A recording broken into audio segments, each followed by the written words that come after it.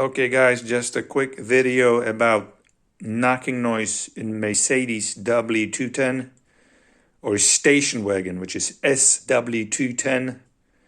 This is from model 1997 year.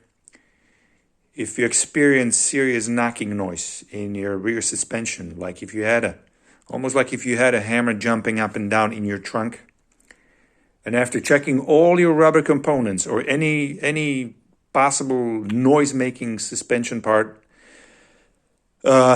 make sure you do a proper inspection of your shocks. This one is hydraulic shock, so it's oil-filled. This hydraulic shock is supposed to be nice and firm.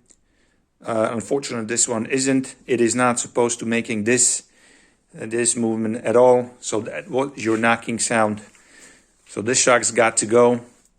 I recommend that for easier removal, cut this pipe.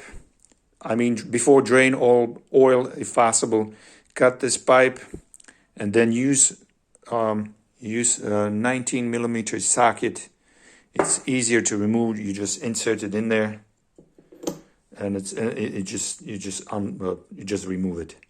Okay, knocking noise in the rear suspension on older Mercedes W210 or S210, your air shock. Doing this is obviously your noise making problem.